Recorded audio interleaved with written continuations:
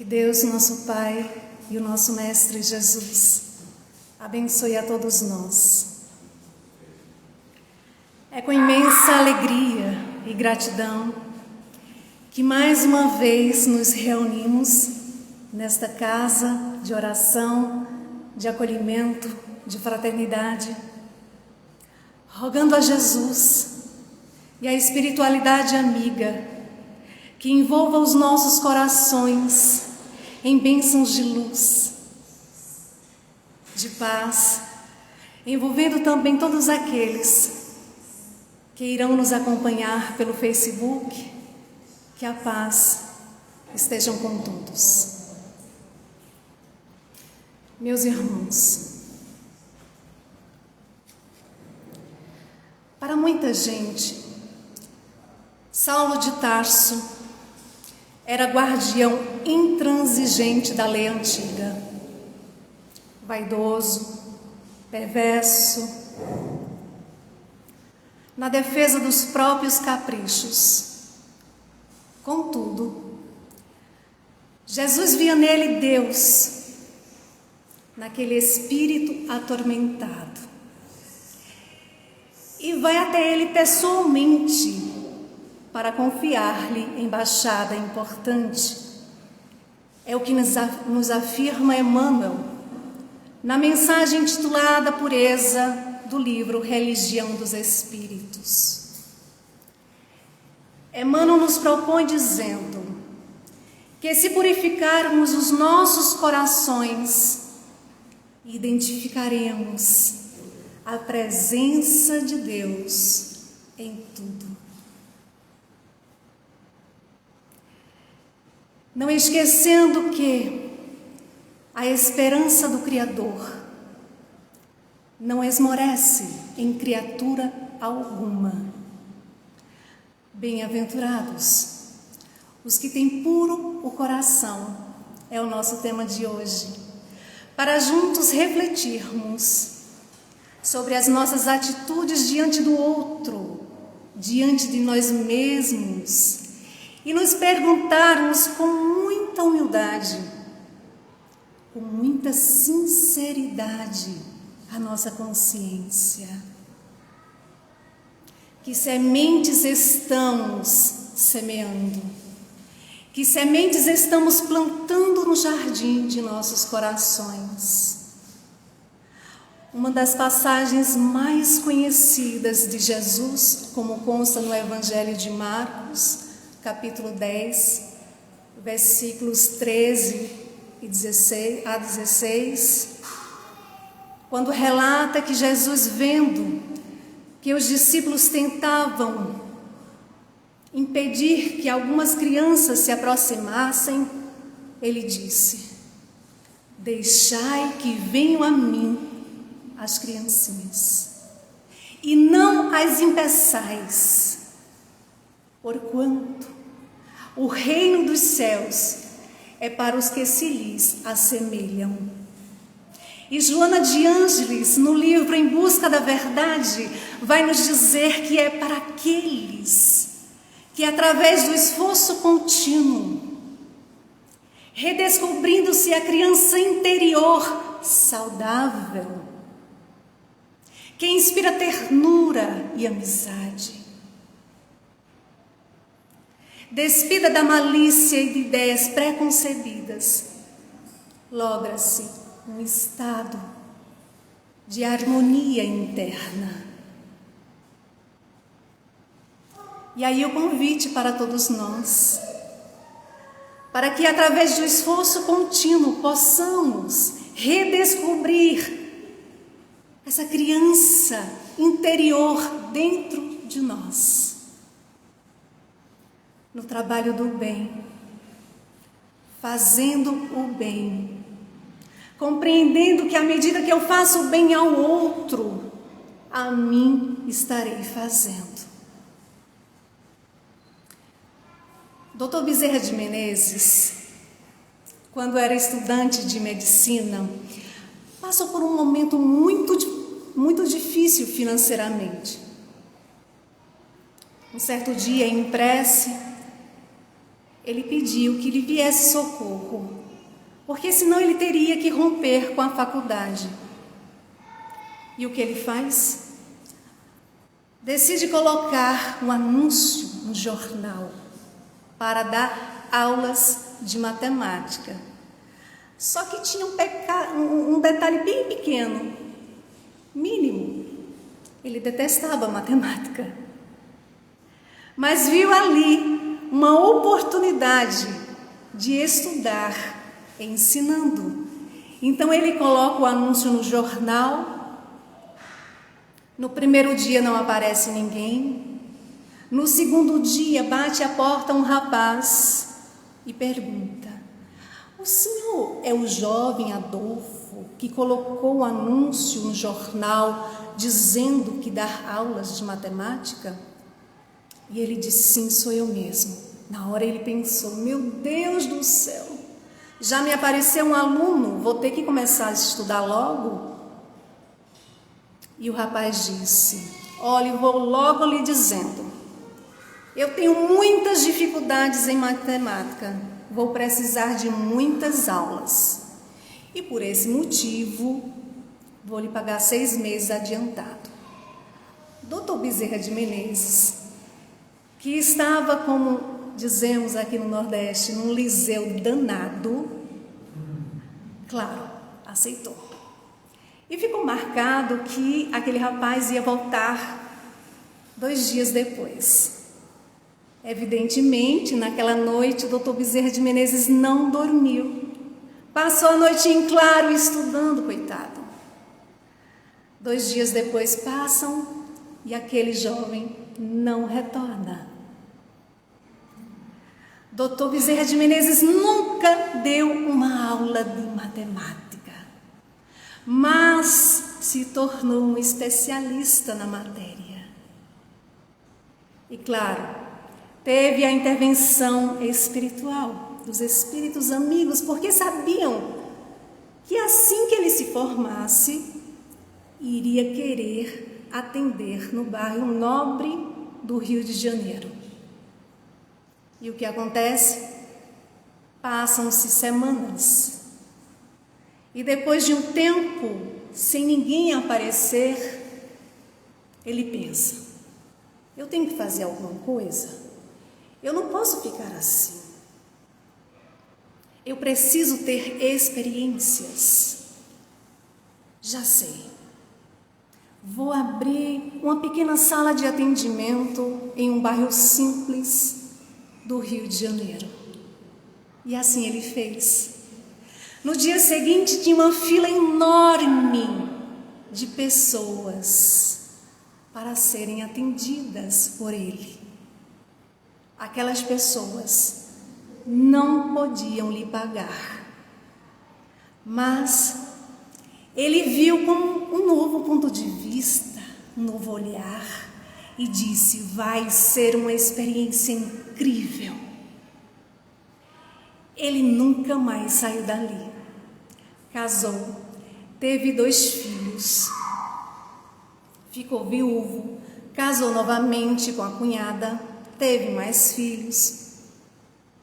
Um certo dia, ela foi até a cozinha preparar algo para alimentação. Abriu o armário e viu que não tinha nada. Então ela saiu ao encontro de Dr. Bezerra de Menezes, que estava atendendo ali em frente mesmo à casa. E viu aquela fila enorme de necessitados. E chegou até ele e disse: meu Deus, e agora? O que vamos fazer? O que vamos comer?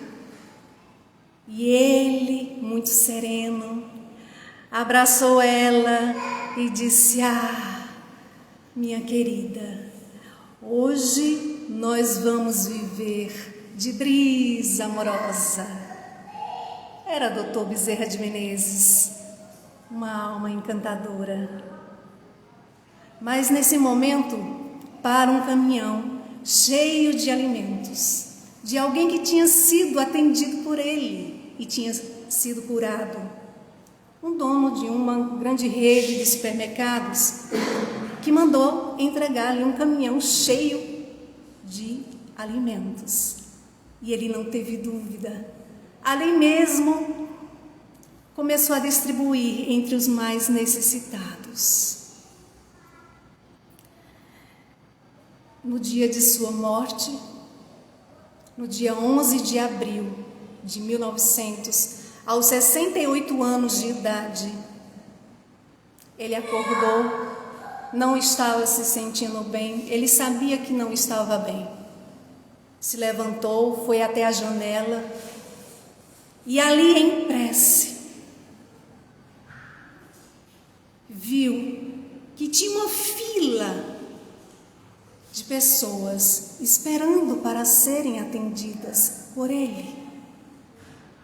E ele pede à espiritualidade amiga e a Jesus que só permitisse que ele desencarnasse depois de atender a última pessoa da fila.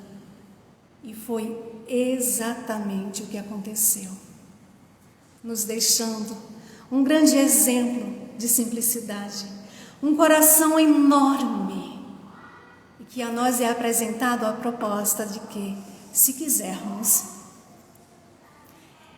em existências próximas, um futuro abundante de realizações pessoais e coletivas, temos que, a partir de agora, nos esforçarmos no trabalho do bem. Temos que, a partir de agora, nos esforçarmos em nossa reforma íntima, semeando no jardim de nossos corações as sementes da simplicidade geradora de pureza, excluindo o egoísmo e o orgulho de nossos corações. E por isso Jesus toma a infância como emblema de pureza. Jesus pede para que tenhamos puro coração e a mente liberta das escravidões de sentimentos doentios que nos aprisiona, compreendendo que o rancor, a mágoa, o ressentimento, a inveja, o ciúme nos escraviza, nos deixa acorrentados, escravizados, mas que o amor e o perdão nos liberta. Ainda no livro Em Busca da Verdade, Joana de Ângeles traz a proposta de Jung, quando diz que a conquista da consciência humana iluminada rompe a cadeia do sofrimento. A consciência iluminada, ter a consciência de que, apesar das dores, apesar das aflições, apesar das dificuldades, com a luz da doutrina espírita, podemos viver de forma mais harmoniosa com as leis divinas.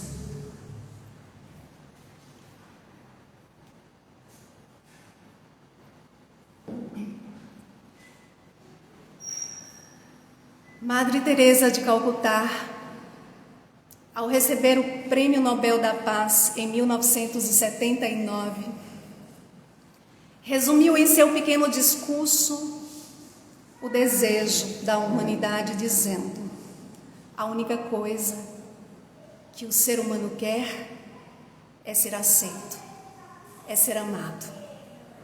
Ali ela viu que tudo era pago. E ela ficou sabendo que iria ter um jantar em sua homenagem. E que era natural ter a presença de reis diplomatas, políticos. Então ela vai até o organizador do evento e pergunta quanto cada um ia pagar por aquele jantar.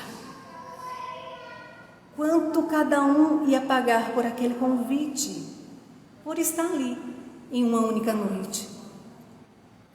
E o organizador do evento diz $250. E ela tem uma surpresa e diz: eu não quero esse jantar. E foi um choque, porque ninguém nunca tinha recusado antes. Os fotógrafos, os jornalistas estavam ali.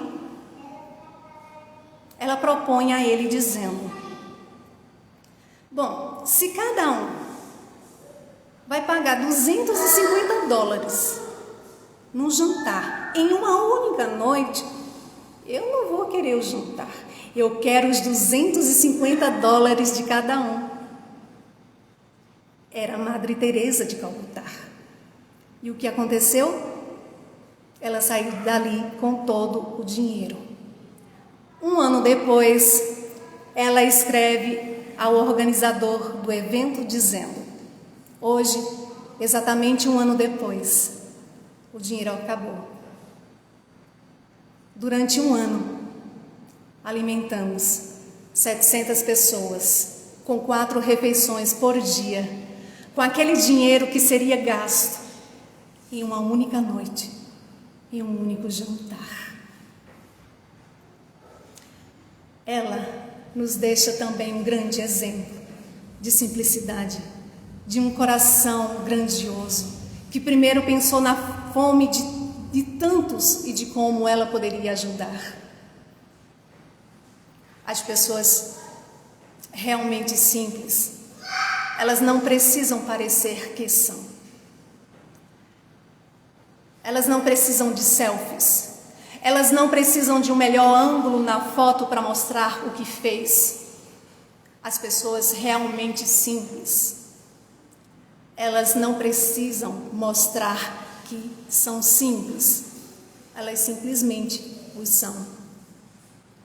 Em o Evangelho segundo o Espiritismo, capítulo 8, item 3, Allan Kardec afirma: a pureza do coração é inseparável da simplicidade e da humildade.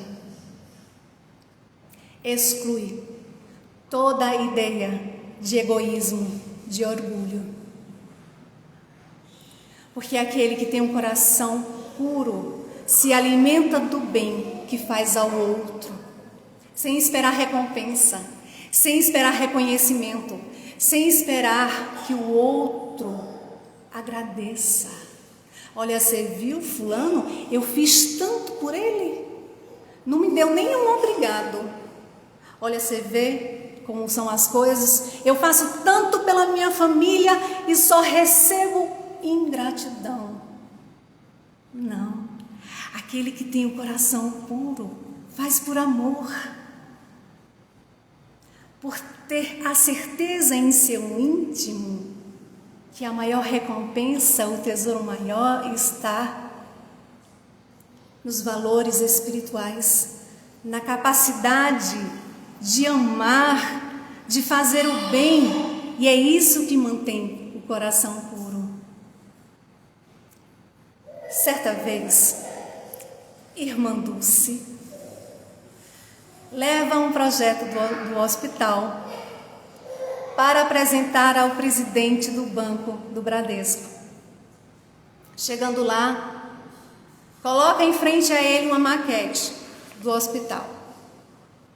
E ele olha meio sem graça e diz a ela: ô irmã, eu sinto muito, mas isso aqui não é um problema meu. Isso aí é um problema seu.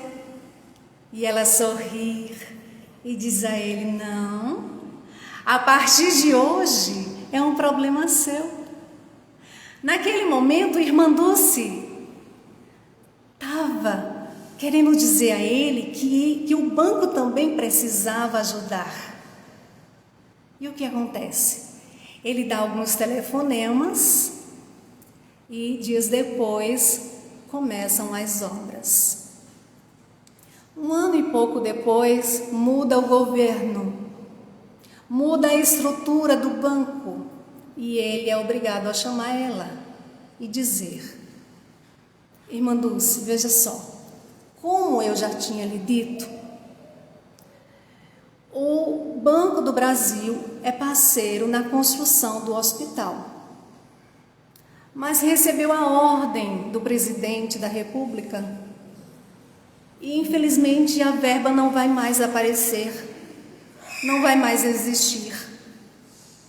E ela, muito calma, muito serena, com muita humildade, perguntou a ele: o senhor, por acaso, teria um pequeno avião para me emprestar por algumas horas?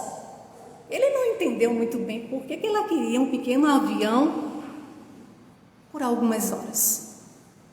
Mas ele tinha um avião particular e chamou o piloto. Então disse a ele: leve irmã Dulce aonde ela quiser. E ela saiu de lá toda feliz. Quando chega a noite, o piloto retorna para prestar contas e diz a ele: eu vim avisar o senhor que já chegamos, já deixei a irmã Dulce em segurança e que deu tudo certo. E o chefe, curioso, perguntou: e onde você levou irmã Dulce?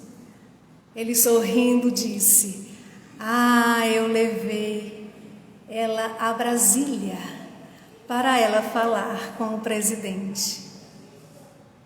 No dia seguinte, vem a ordem para o Banco do Brasil, dizendo que a verba não ia deixar de existir, porque o hospital de irmã Dulce precisava existir. E se tornou um hospital referência em Salvador. Muitos daqueles que não tinham para onde ir moravam em uma ala reservada no hospital. E muitos deles diziam, após a morte de irmã Dulce, que na madrugada viam ela caminhando em cama, com suas mãos luminosas, amparando os mais necessitados, nos mostrando que o que aqui somos, ao deixarmos o corpo físico, continuaremos sendo. Ela sabia aproveitar cada minuto, cada oportunidade no trabalho do bem. E nós somos convidados a saber aproveitar o nosso tempo. Cada oportunidade que nos aparece, inclusive diante de qualquer situação, diante de qualquer dificuldade, extrair lições que possam nos conduzir a valores novos, que possam nos levar a observar com um olhar espiritual aquela dificuldade, aquela dor, que em realidade está querendo nos dizer que é preciso saber esperar, é preciso ter paciência, é preciso serenar o nosso coração, é preciso, inclusive, perguntar com sinceridade, com humildade: como Jesus agiria se estivesse no meu lugar? Como Jesus gostaria que eu agisse diante de tal situação? Questionar. O que tudo isso está querendo me dizer? O que de bom eu posso extrair daquilo que os meus olhos imaturos ainda não conseguem enxergar? O que de bom eu posso extrair daquilo que o meu coração ainda não consegue sentir? Ser sincero, reconhecer, sim, somos falhos, cometemos muitos erros, mas agora estamos dispostos a mudar. Estamos dispostos a nos renovar. E sem percebermos, nós vamos caminhando ao encontro de nós mesmos, de nossas imperfeições, de nosso eu profundo, e reconhecemos as nossas falhas. Mas reconhecer apenas não é o bastante. aprendemos que o objetivo da doutrina espírita é a formação do homem de bem pela transformação moral. Allan Kardec, em O Evangelho segundo o Espiritismo, capítulo 17, item 4, afirma: reconhece-se o verdadeiro espírita pela sua transformação moral e pelo empenho que emprega em domar as inclinações más. E ele coloca essa afirmativa para que nós espíritas possamos refletir com sinceridade e nos perguntar para nossa consciência: será que de fato eu estou me esforçando em minha transformação moral? Será que de fato eu estou me esforçando para dominar as más inclinações? E é interessante porque no primeiro livro, em O Livro dos Espíritos, na questão 919, ele faz a pergunta: qual o meio prático, o meio mais eficaz e prático tem um homem de se melhorar nesta vida e de resistir à atração do mal? E o Espírito de Santo Agostinho vai nos lembrar. Um sábio da antiguidade vos disse: conhece-te a ti mesmo. E aí vemos a importância de conhecer a nós mesmos. E aí vemos a importância do conhecimento. E Emmanuel, no livro O Consolador, em resposta da questão 230, vai nos dizer que o conhecimento é a porta amiga que nos conduzirá aos raciocínios mais puros, porquanto na reforma definitiva de nosso íntimo é indispensável o golpe da ação. E aí vemos que não é só o conhecimento, não é só autoconhecimento, é transformar-se.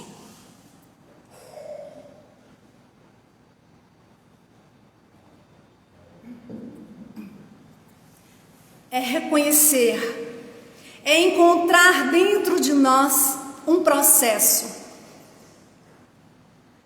que vai desenvolvendo a paciência, que vai desenvolvendo a serenidade, a resignação, que vai nos conduzindo a fazer as pazes com o passado, que vai nos conduzindo a fazer as pazes com nós mesmos, que vai nos conduzindo a reconhecer que somos falhos. Sim, eu errei. Eu cometi muitos enganos, eu fiz muitas escolhas equivocadas, mas hoje eu sou diferente. E eu sou diferente porque eu me esforço para ser uma pessoa melhor. Não importa o que as pessoas pensem ou falem ao meu respeito, mas sim, como eu vou agir diante daquilo que me chega aos meus ouvidos. Como eu vou agir diante daquilo que a mim é apresentado. Então, meus irmãos, não é de um dia para a noite. Não é de repente eu sair da casa espírita refletindo, chegando em casa, deixa eu refletir mais um pouquinho, antes que o sono chegue, e amanhã, eu tenho certeza que amanhã eu serei uma nova pessoa. Nada de fora vai me atingir, porque estarei eu serei uma pessoa renovada, equilibrada. Não. Não é de um dia para a noite. É um processo. É um processo que se inicia com a vontade firme e sincera. É um processo que nos liga à ação. É um processo que nos liga à disciplina, ao esforço contínuo, como nos disse Joana de Ângeles no começo. Então, esse processo me conduz a fazer esse mergulho para dentro, a ir de encontro com as minhas imperfeições, com meu eu profundo, e então o que acontece? A ficha cai. E quando a ficha cai, eu desabo. E eu choro. Mas Jesus disse: bem-aventurados os que choram, porque serão consolados. Então esse processo que iniciou com a vontade firme, me leva agora a sentir fome e sede de justiça. E eu passo a querer, a corrigir os meus erros. E então eu penso, como está? Com sinceridade eu pergunto à minha consciência, como está a minha relação com o outro? Como está a minha relação com os meus pais? Com a minha esposa, com meu esposo, na casa espírita?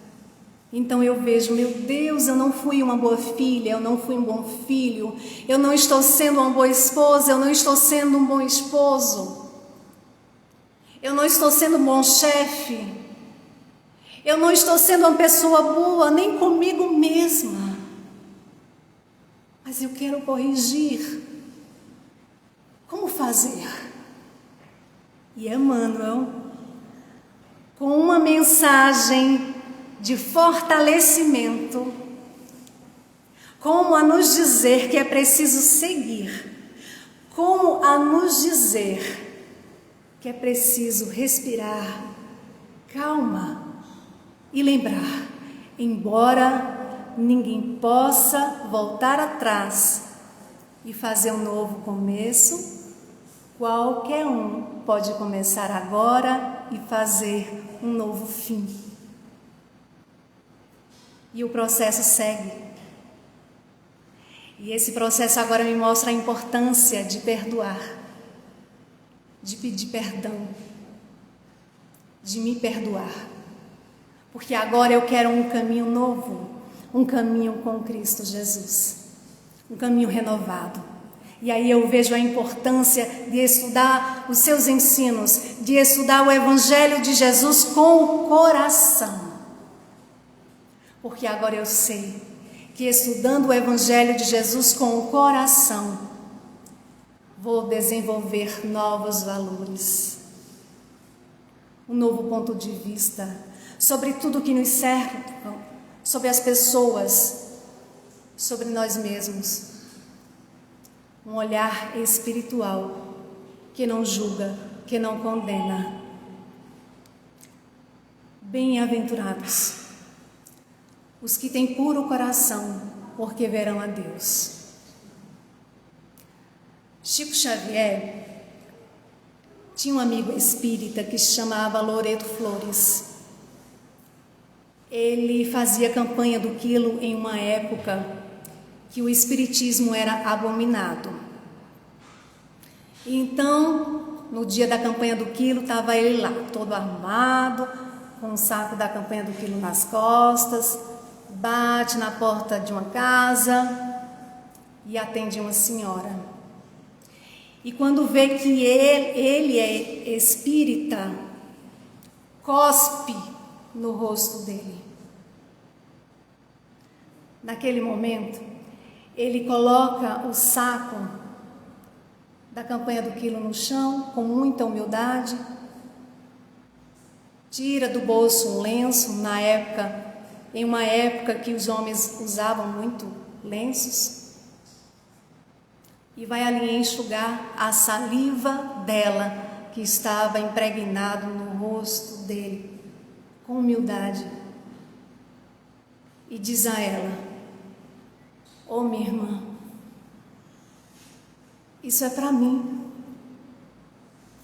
E para os pobres, a senhora tem algo? Ô minha irmã, isso é para mim. E para os pobres, a senhora tem algo?"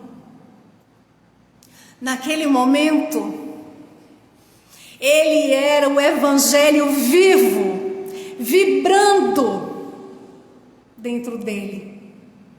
Ele estava ali, 100% consciente do trabalho espiritual que estava realizando. E ela vai lá dentro, pega 1 quilo de alimento, toda envergonhada, e dá a ele. Em nenhum momento ele criticou a atitude dela. E ele não criticou porque ele viu nela a presença de Deus. Ele não a criticou porque ele viu ali uma oportunidade de colocar em prática aquilo que ele estava aprendendo no Evangelho de Jesus. Ele não a criticou, porque ele a olhou com um olhar espiritual, que não julga, que não condena. Aquele que tem um coração puro não se limita a ter um olhar espiritual que o mundo material oferece. Aquele que tem um coração puro está inteiro naquilo que faz. Cabe a nós nos esforçarmos para ampliar a nossa visão e um dia poder ver a presença de Deus no outro e em tudo.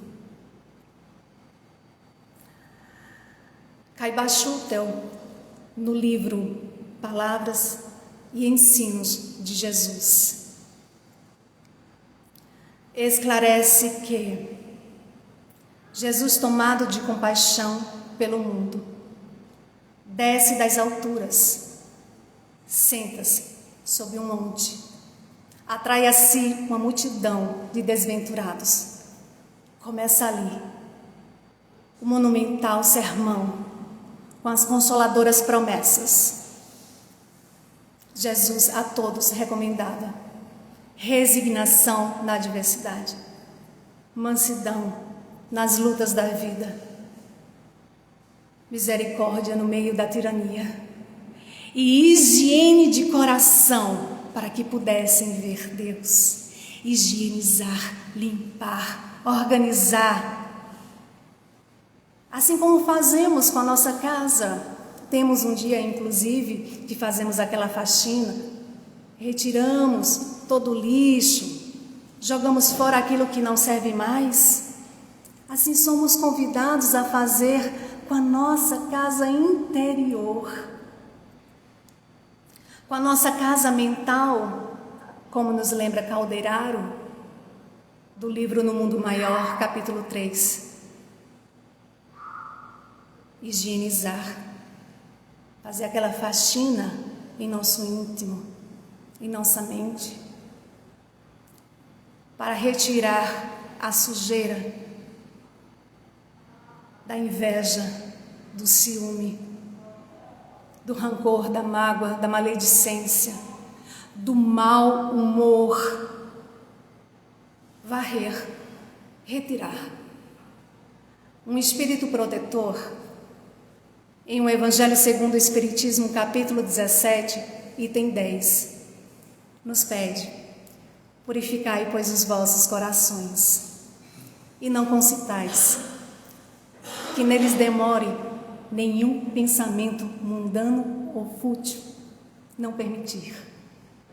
Não permitir que nada que esteja fora de nós possa nos desequilibrar, nos perturbar. Emmanuel, no livro Palavras de Vida Eterna, na mensagem intitulada Coração Puro, nos lembra, recomendou-nos o Mestre: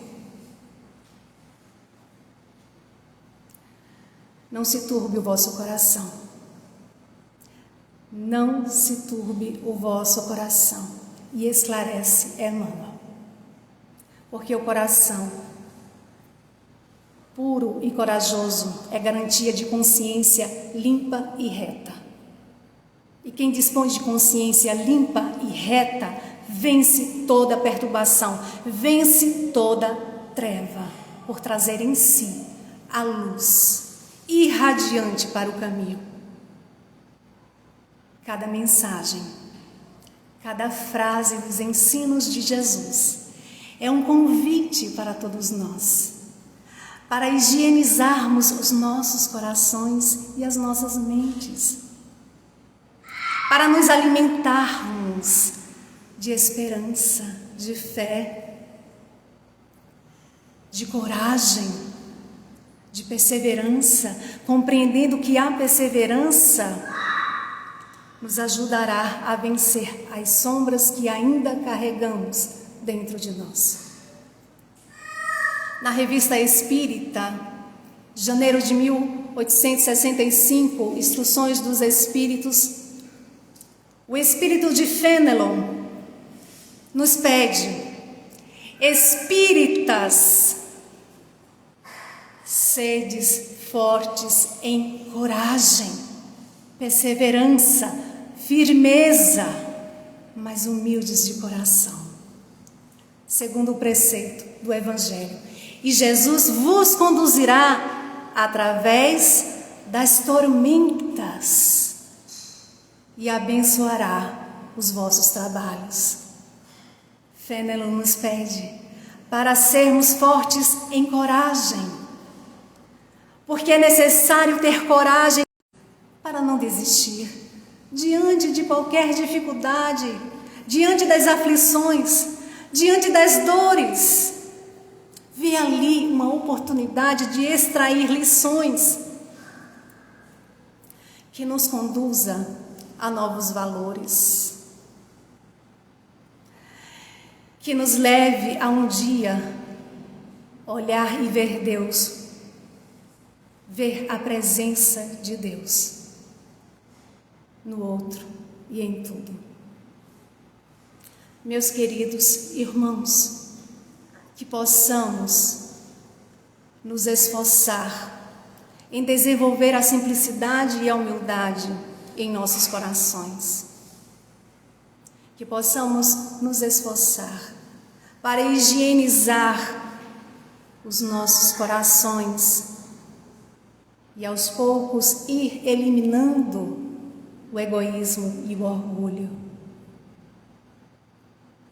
Que Jesus abençoe a todos, que Jesus abençoe o nosso retorno aos lares, que Jesus abençoe a todos aqueles que nos acompanharam pelo Facebook.